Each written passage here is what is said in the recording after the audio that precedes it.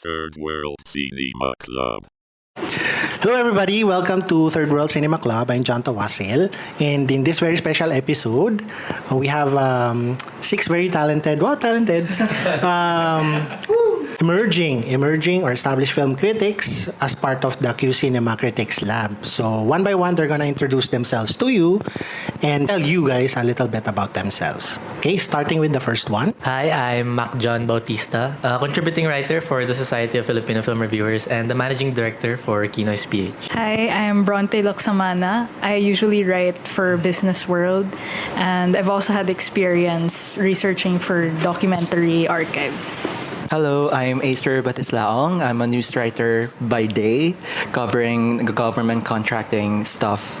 But I'm also a contributor for Ion Cinema, where I cover Filipino and independent films. Hi, I'm Mavs. I'm still a student at UP Diliman doing art studies and theater. I'm just starting out as a writer, covering mostly art exhibits and culture. Hi, I'm Joaquin Singson, art writer, music writer, curator. Hello. I'm Ligaya Villablanca. I'm a filmmaker in theory. In practice, sometimes I program, sometimes I don't. I am from the Visayas island groups, and I advocate for regional cinema. All right, so let's begin. Today we're gonna discuss the opening, well, not really a film, but an opening program for 2024's edition of QCinema.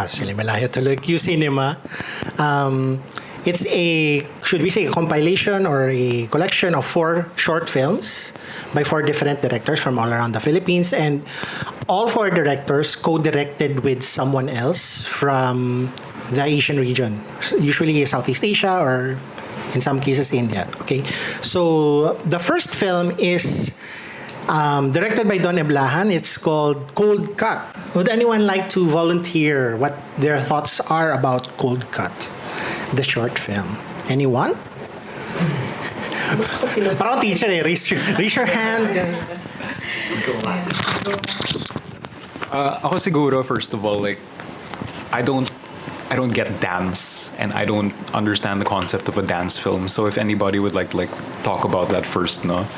Hi, so in addition to being a student,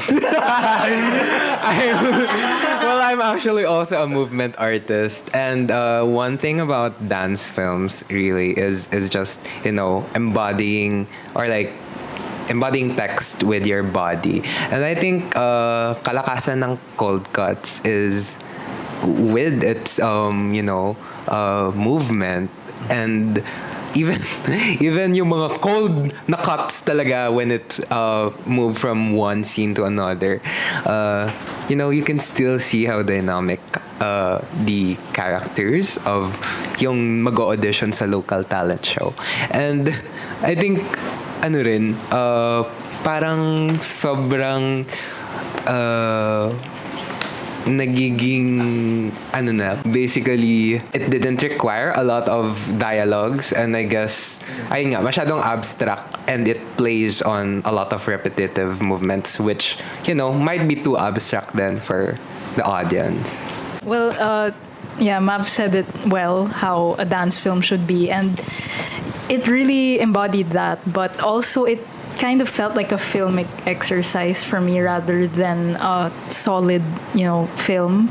So that's what kept me from enjoying it. And even so, it's well executed. So I can't fault it completely for not working, because it did. It just felt like an exercise. Yeah, well, for me, adding on to what Bron said, kasi we talked about the film earlier, and then na parang out of the 4 films, isa yung Cold Cuts medyo inaccessible in a sense that wala masyadong solid storyline or what. Pero yun nga, like what Bron said, I also appreciate the visual aspect of the film, the view of the pitan, the way the dance sequences were shot, the mise en scène, yung direction ng mga characters.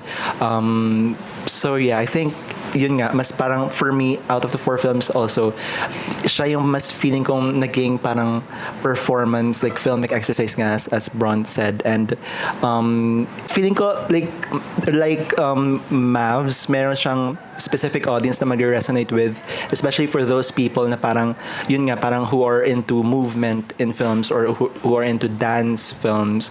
And I think, well, ngayon ginunguya pa rin natin yung film, pero I think at the when I was watching it, parang ramdam ko din naman yung care that was parang yung care ng pagkakagawa and yung passion nung stories of sa akin parang okay na ako doon. Parang hindi ko na siya masyado kailangan i-decode. At least naramdaman ko naman yung like yung pulse ng film. Don Eblahan strikes me as like a formal classicist, right? I see traces of like John Ford in his movies. The way he frames his, especially and like the way he navigates he stages his characters, the way they navigate through spaces. But as I was watching the movie, it got me thinking like, the way Traces of John Ford, his last QCinema movie was literally a Western, Headhunter with Headhunter's Daughter, right? So it got me thinking actually, my most interesting thought while watching the movie is like, are there any other formal classicist directors in the Philippines? Because like if we think about it, like the Philippines as like in our culture, our houses are like very maximalist. The way we treat our spaces, they're very maximalist. But for me to think that you're a formally classicist director in like the Filipino like film space, I feel like that stands out for you as a unique voice. So but like it's also a mixed bag yung cold cut, because like it also intercuts with like the dancing, like there's a lot of a mixed like tones of like realism and stuff like that. So I guess that to me like didn't gel well with one another. But I like the way Don Eblahan like treats his characters, but like doesn't really sell like the whole journey for me. All right. Any more thoughts? To be fair, in the defense, hindi naman. Pero I think may mga kalakasan din na parang personally ako nakita ko na may sinusubukang humor na dalhin, especially dun sa audition part.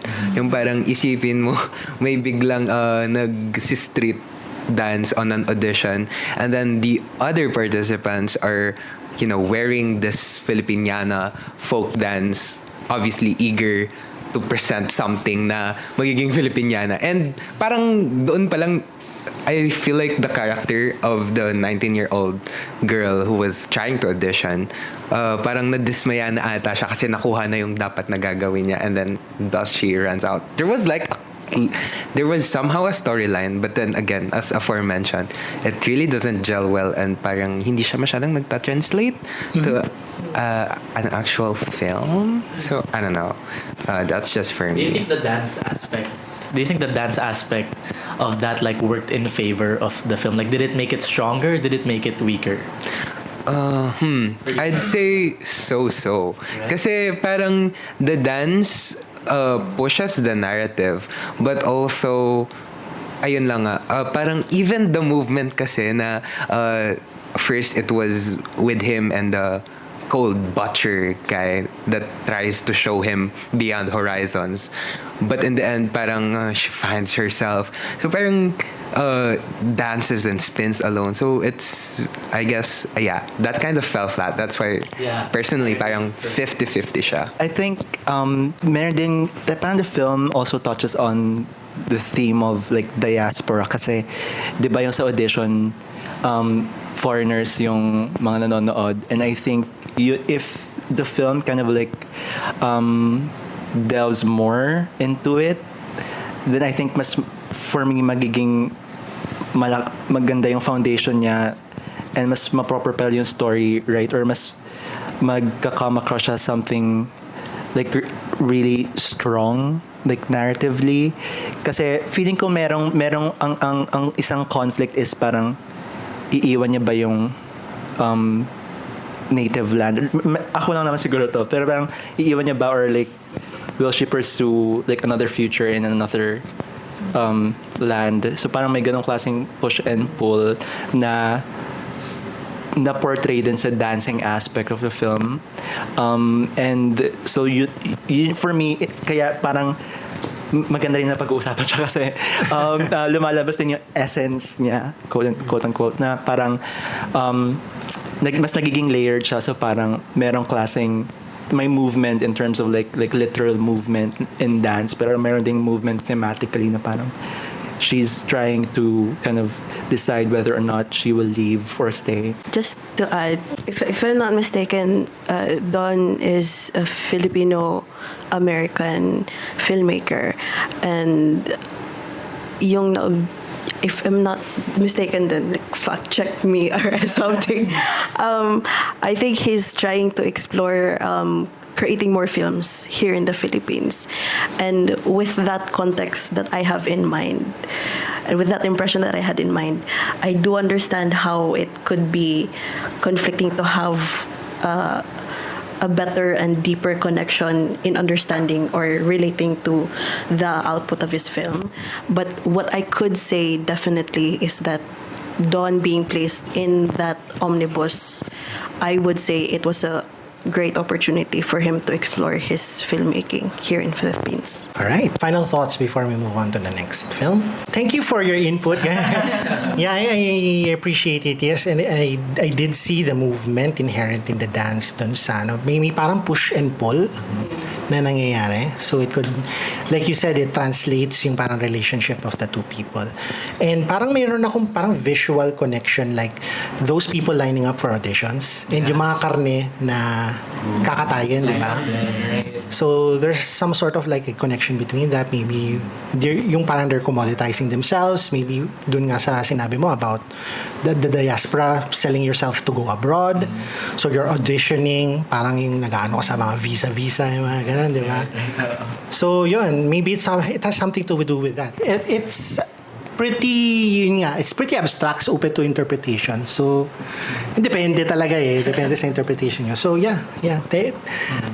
Very nice inputs. Let's go on to the next film. It's Silig by Arvin Belarmino. So, this is about Sylvia Sanchez plays a terminal cancer patient who goes to her hometown and she meets with her friend Sabina, who's played by Angel Aquino, and they do shenanigans together. So what are your thoughts on Silig? Okay, I just watched We Live in Time recently, ni John Crowley starring Andrew Garfield and Florence Pugh, and their synopses are like very similar because that movie is about a couple of Andrew Garfield and Florence Pugh, right?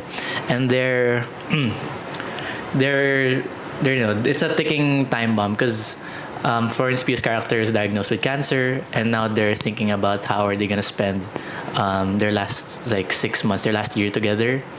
And ganun nga, it's trying to measure the intimacy that you have in your final moments. But I feel like for me, I was surprised that We Live in Time, it really captured like the warmth of their relationship, whereas the one in Belarmino's film, I felt like it was kind of missing that same warmth, right? Throughout its runtime. So I felt like that's the certain aspect that I was looking for in that film. Explain. Okay, so from the opening minutes, I think it's the chemistry. I actually think it's the chemistry because from the opening minutes of We Live in Time, I'm actually immediately sold on Garfield and Pugh's chemistry, whereas in this movie, I felt like I felt like Sanchez and Aquino's chemistry were like, could have done more for me. Well, before I go to Silig, we forgot to credit pala Siyou Tan from Singapore for Code Cut. So yeah, Siyou Tan co-directed. Anyway, so for Silig naman, I think it's my personal favorite out of the four because, well, one, siya yung pinaka-accessible and after mo siya mapanood, na-digest mo siya ng maigi. So parang na-absorb mo siya. And kapag na-absorb mo siya, napaprocess mo na agad yung film. So parang for you, clear lahat na nangyari, which is dapat hindi naman maging metric for all films. But for me, for this program, parang siya yung pinaka nag-work. Yeah, and particularly yung humor, then like yung cut from the street to like yung sa snowy place, parang yung ganong klaseng Oh God. Exactly, oo nga. Pero yun yung mga parang moments na parang tas yung sa horror house, parang ano lang, very very sincere and earnest. And for the chemistry, I think for me naman it worked naman. Siguro bias lang ako kasi dahil kay Angel Aquino. Pero I think nag-work naman siya for me. So. I felt like the loud gestures made up for it. Yeah. For you, yeah. Oo. You could pair anybody with Angel. She would have chemistry with anybody. However, I personally did not feel that in Silig. And I hate to say it, but it's walang chemistry in a sense that I think the only means of expressing that the two were some form of love prospect was a sexual act or a physical act, which was just kissing. But if it were be written by a woman, respectfully, I would have felt that chemistry. Yan lang. Siguro kasi parang bumalik yung ex mo and then they say they're dying of cancer. Tapos parang hindi na inaalagaan eh. Kasama lang eh. Oo, di ba? Parang minumura pa niya na parang, di ba? Oh yeah, I do agree with the lack of chemistry comments, but I don't know, the film still affected me because it's really powerful. Like we have this woman who's dying and she comes back to a town that pushed her out basically, and she has to look for space again, this time for a coffin to lie in because she's going to die. But then even that doesn't work out, diba? She opts for something else. So yeah, it's a reality, I guess, for LGBT issues. And yun lang, kung mas maganda sana yung execution vis-a-vis the chemistry and showing their relationship, it would have been solid, like really solid sana. I guess, kaya parang nagiging powerful yung Silig is buong buo yung kwento na parang okay, may issue sila na hinahanap kung saan siya ililibing, tapos parang nangumpisal pa talaga sa spoilers na to syempre, pero I think the mere fact na they were able to complete the whole story and then end with that kiss, albeit the lack of chemistry na na-mention din, which I also felt, by the way, is I guess parang tying it all up. Kasi may mga short film na, alam mo yun, tutuldukan nila with a kiss, but doesn't really dive much into what happens. And ayun nga, the love prospect, like building up to that, I think that was a good parang, escalation of feelings from the from the looking for a kabaong hanggang sa pag-hang out nila sa isang peryahan. So, I guess, ayun, yung buo mismo na kwento, medyo malakas siya for a short film. Yung extent of the chemistry that the two had, of these two characters, were because they were familiar with each other.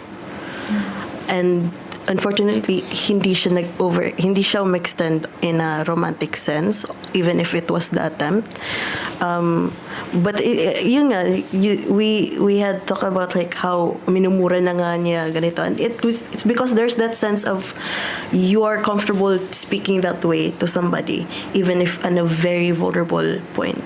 So yun lang, hindi siya umabot sa romantic sense of familiarity or connection or chemistry, rather. Yeah. Ayun. Any final thoughts before we move on to the next film? Yeah, actually, agree ako kay Ligaya about it. No, I was looking for yung parang a woman's perspective kasi this is a story about two women.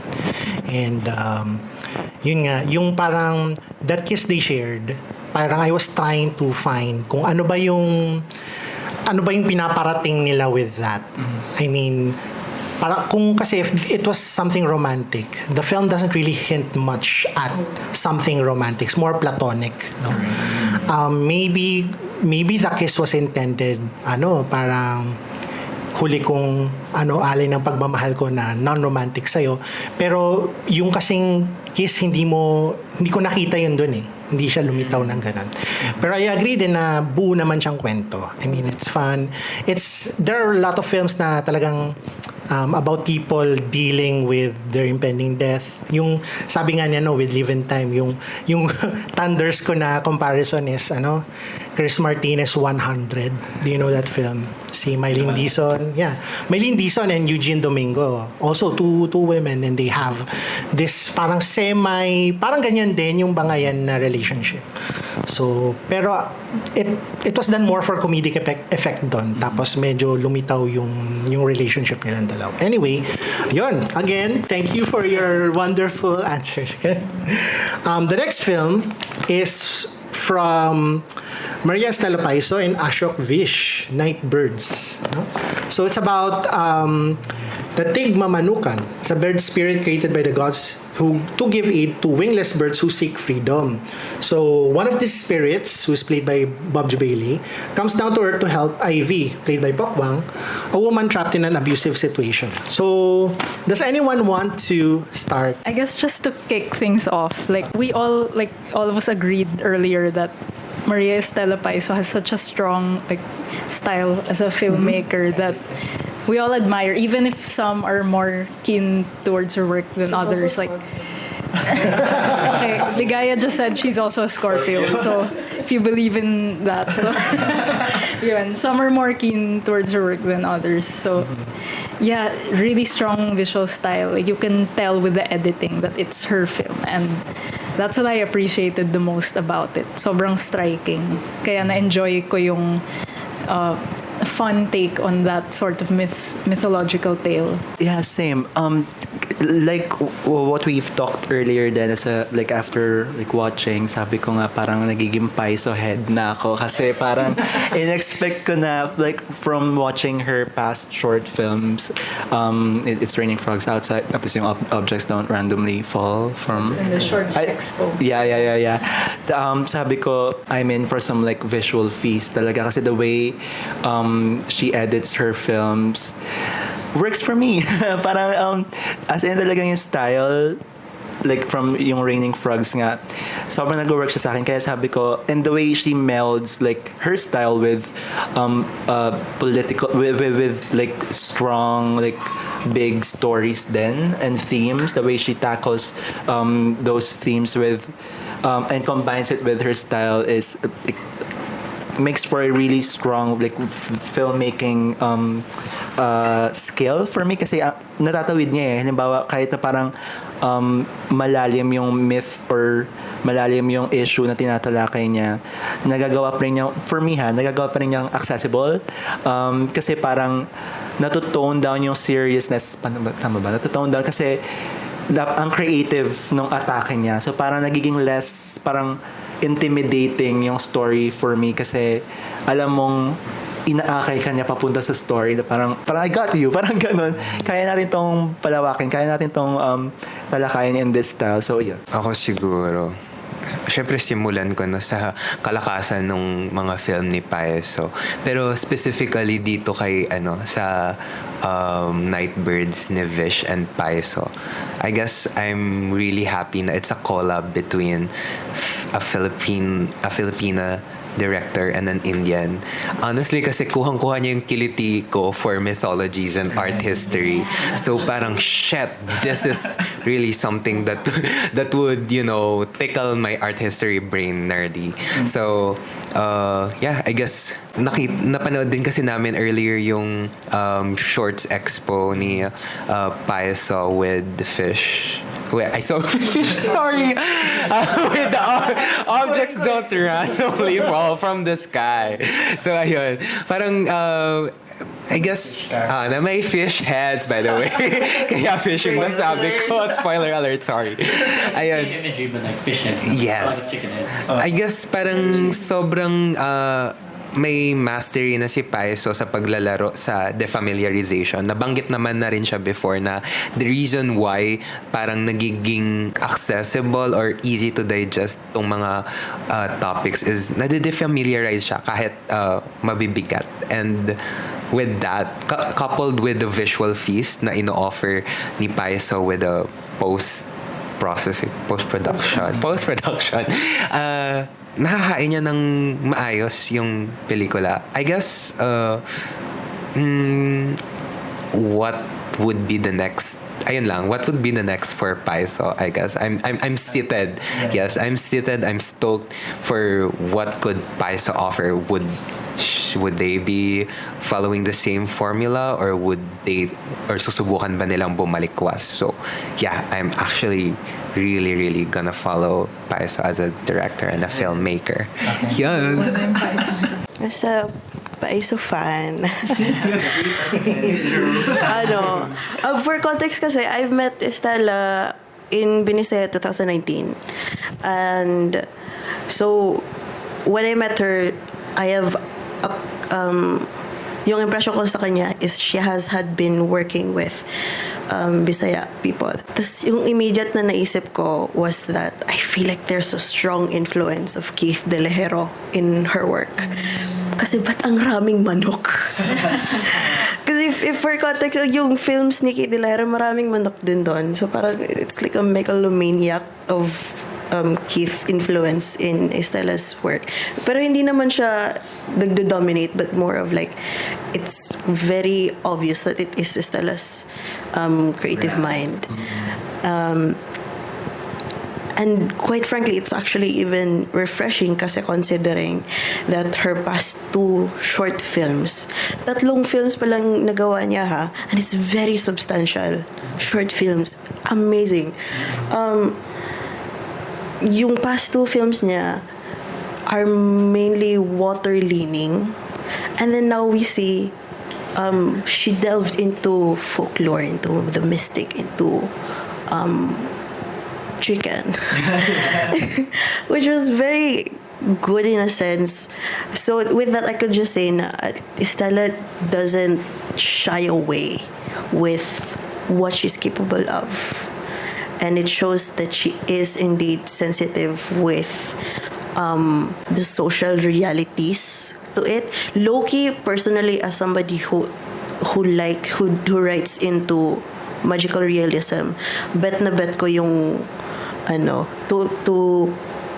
to get your words ni Mavs, nakuha niya yung kiliti ko in magical realism.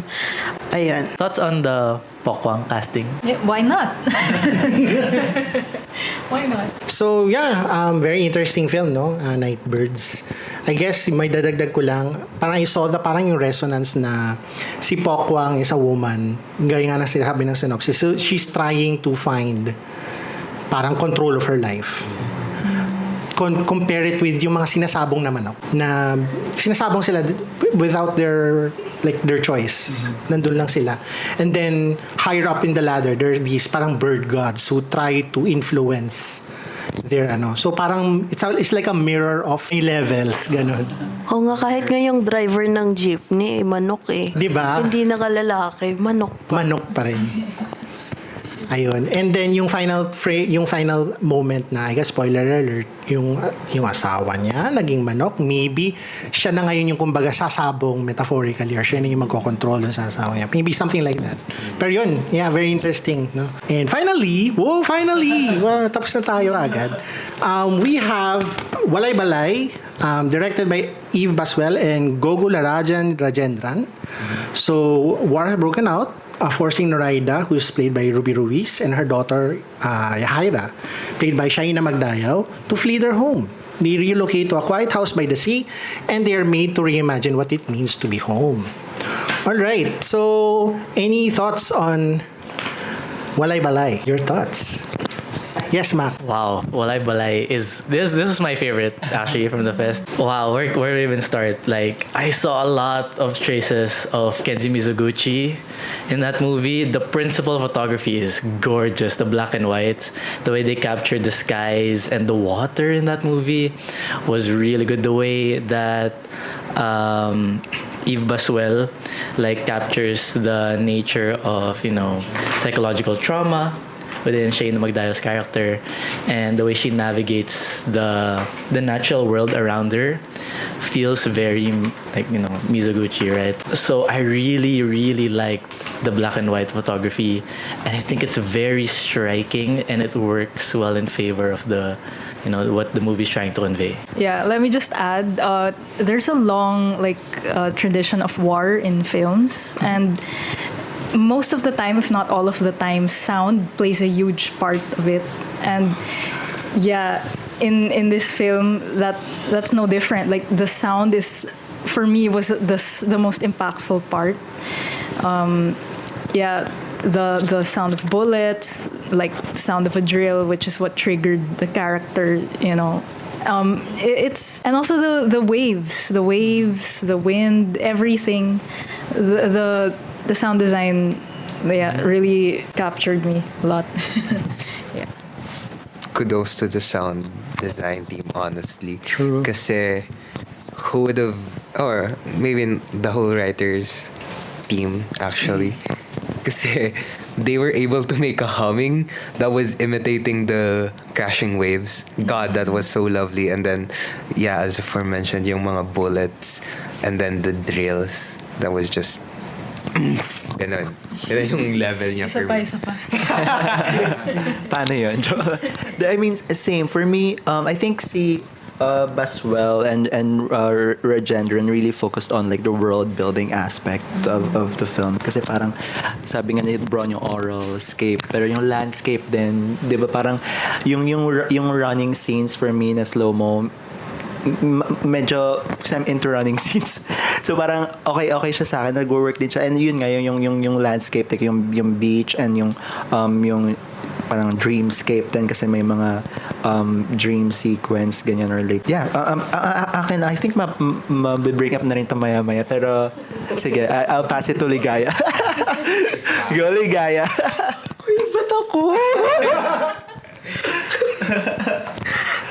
Okay, since it's brought up, I think it has been brought up earlier outside of the podcast that we talked about how it was unsettling to cast China as Bangsamoro. I was gonna ask you that question. Because I was about to say naman kasi na that one for me personally I would say was the best narrative out of the four. Kasi that one I think that was the most serious, that was the most deep, that was the most real story in terms of Philippine history. By the way, if titingnan na lang natin Philippine stories, it's not just the Philippine North, it's also including the Philippine South. And so, especially that it was shot in Dapitan, it's very serious and it needed to be treated na accordingly. Now, it's not to say na I've also mentioned it earlier when we were just casually talking outside of the podcast na I have been familiar with Shaina working with other Bisaya filmmakers. I remember she worked in Lily. I don't remember if nag-Bisaya ba siya or something. Baka very minimal lang yun, I think. But if I'm not mistaken, it was for Cinema One. And if yung deal is whenever there's an independent filmmaker that makes a film under Cinema One is that yung Cinema One yung pipili ng mainstream na actor. And that's what it felt like in here. The film was so good. I kept waiting for them to make a reason bakit napakaputi ng skin ng character.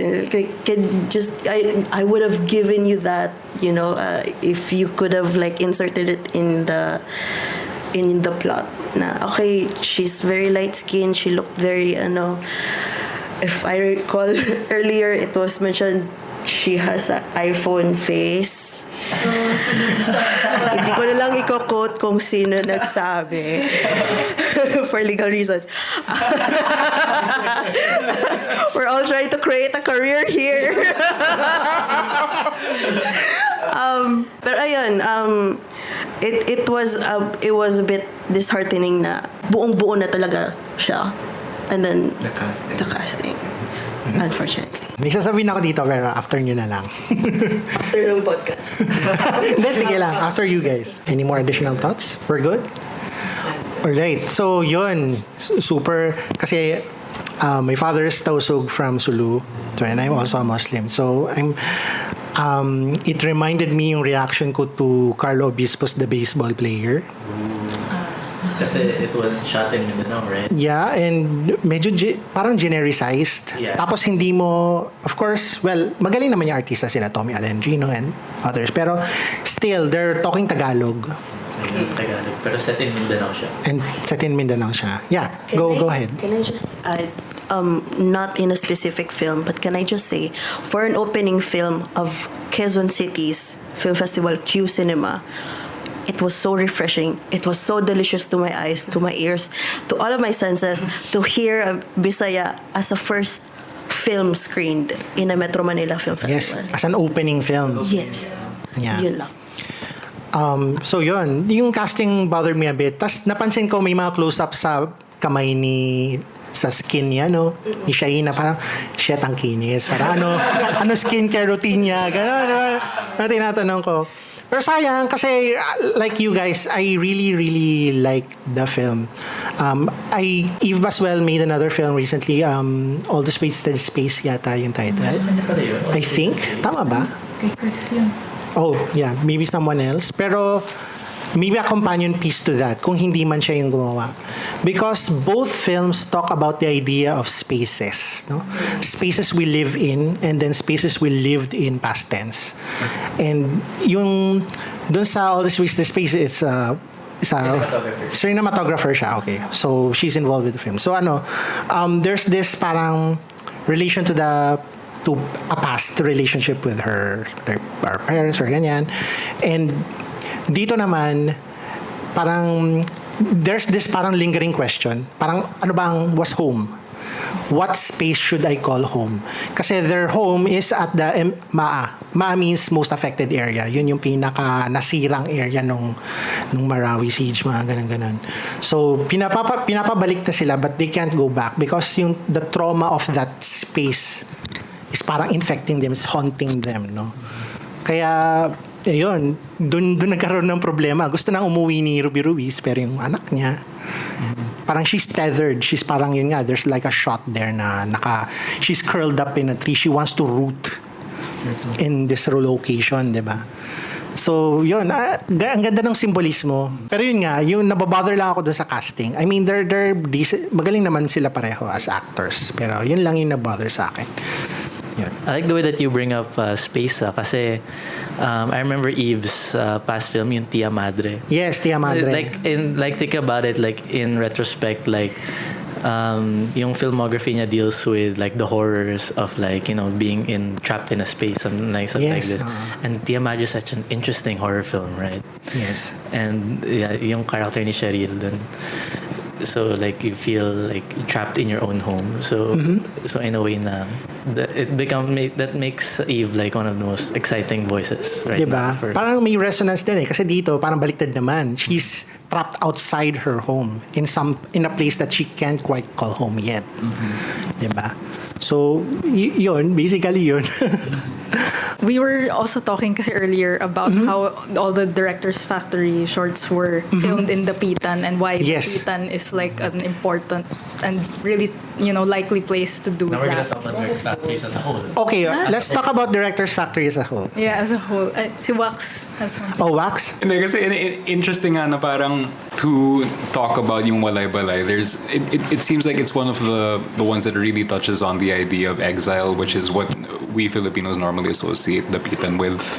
And I don't know, I mean, maybe we ought to discuss that then. Like how exactly does the setting, the location of these films play into, you know, their narratives and the films themselves? Yeah, that's interesting, no? At least dun sa, kunyari sa Silig, hindi ba? Sylvia Sanchez returns from parang an exile abroad, and then paano kaya yung kay Poco? She's exiled by the chickens. By the chickens. Yun, pwede naman. Ayun. By patriarchy is itself an exile. That's good. Yeah, pwede nga nun. No? Parang not a place but a system or an ideology is your exile. And dun sa first na, ano ba yung first? Cold Cuts. Yung Cold Cuts, siguro emotional distance, maybe. Exiles from each other.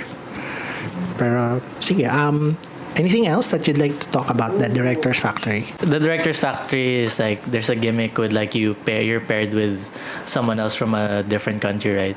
What do you guys think of like the marriage of the styles, or like the process in which they made? Do you think like their styles, like from, since you know, different cultures, different countries, do you think their like filmmaking styles like gel well with one another, or did like the Filipino aspect like protrude more compared to the other countries we were paired with in the Director's Factory film? I think inherently labaw talaga yung Filipino influence in it, because I think, if I'm not mistaken, this is like an initiative, or this is pushed by predominantly Filipino filmmakers, producers, etc., etc. And I mean, it's also shot in the Philippines. So, but I can't formally create a full opinion on it kasi hindi ako familiar with these filmmakers that are paired with our Filipino filmmakers. I think naman, well, we can only speculate na. Pero I think meron naman, siguro may agreement or like compromise or what, na parang feeling ko nandun na yun sa mga pinanood natin, yung mga style ni Rajendran or the other like co-directors. Feeling ko lumabas na yun dun sa mga pinanood nating pelikula. Pero dun sa question na parang mas lumabas ba yung Filipino? Oo, kasi di ba parang it's in Filipino, in the Filipino language, it's set in the Philippines, ganyan. Pero I'm really commending the international co-directors kasi nga parang they were a part of it, and then they made the story. Tapos parang I'm also excited to explore their films in the future para mas maging, alam mo yun, parang mas maging familiar ko about them and yung approach nila, and makita ko din kung ano sa mga pelikula ngayon na pinalabas yung signature nila kapag naging familiar na ako. So anyone else? You guys bring interesting points, because like I was thinking that maybe their styles would have been too drowned out in comparison to like the Filipino aspects, because that's why I brought up the question. Right. I agree. We can only speculate kasi we're not very familiar with the filmmaking styles of the other countries, unless it was something strictly within their milieu, di ba? Ayun. Any other thoughts about Director's Factory? Ang ganda. Yeah. Ooh. Ganda po. Kakaibang siya na magdayaw. Ang makikita natin dito. I think for an opening ng QCinema, hindi naman siya, the omnibus, hindi naman siya pinapronta bilang like feminist line up, and yet the narratives of women as characters in these 4 films ay parang mas lalo pang hinihimay. Although we could argue with the chemistry and the castings, but nonetheless parang privileging female characters in the silver screen is really still a big move in 2024. So honestly, for me, that was really good. So nice one, Director's Factory. Congratulations. Thank you, QCinema. I would like to thank them. So if there are no other comments, I'd like to thank you all for a very very spirited, very pleasant, very lots of very enriching discussion. I hope you guys learned a little bit about reading films and talking about films from here, and hopefully in the future you can branch off. You're the future of wow, you're the future of film. The future is bright. The future is bright. The future is So bigay ko na sa inyo ganun eh. So hopefully you can continue the work that a lot of us have been working over the past, like ako decades na talaga. 2005 pa ako nagsusulat. So yun. Hindi na napapagod. Pagod na ako. So ayun, once again, thank you guys, and for the audience listening here, they'll be writing something about another section of QCinema, the Shorts Expo. So watch out for that. I'll put something in the description, and we'll see you guys next time. Bye bye.